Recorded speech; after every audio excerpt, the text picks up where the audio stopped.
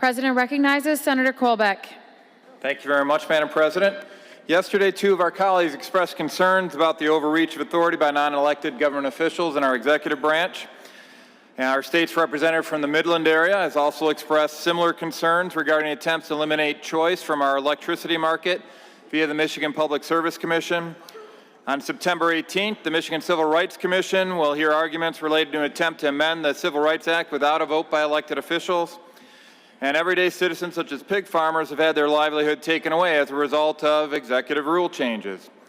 I've also heard many of you share concerns over unresponsive agencies throughout state government.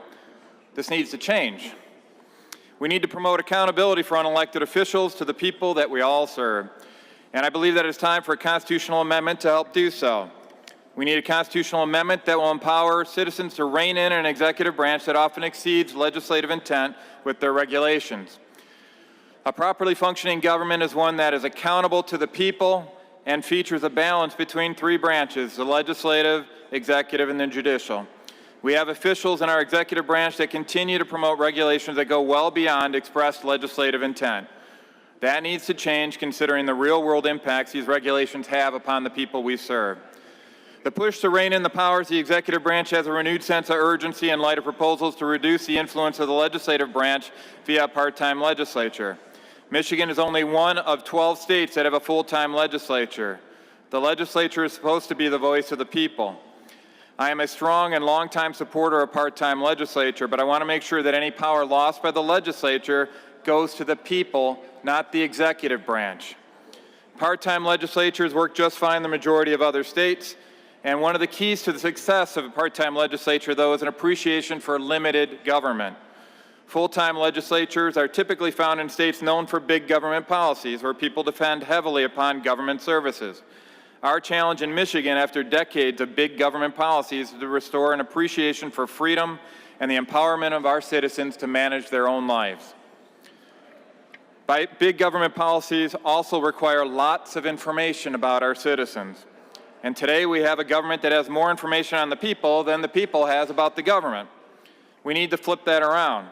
For starters, our citizens deserve to know how effectively our government spends your hard-earned tax dollars.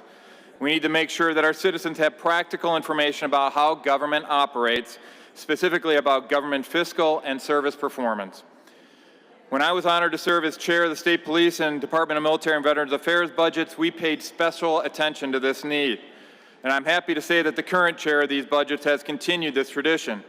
But many other budget areas still operate in the dark regarding fiscal and service performance of agencies responsible for the expenditure of billions of taxpayer dollars every year.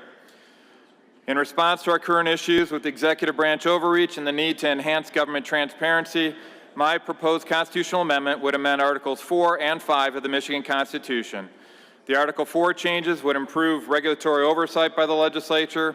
The Article 5 changes would provide improved transparency regarding executive budget priorities and agency performance, analogous to the successful oversight policies that I implemented as the former chair of the State Police and DMVA budgets. I'd like to note that our colleagues had cited the need for improved transparency on the other side of the aisle should be very supportive of this legislation, as it does enhance our transparency and our accountability to our citizens.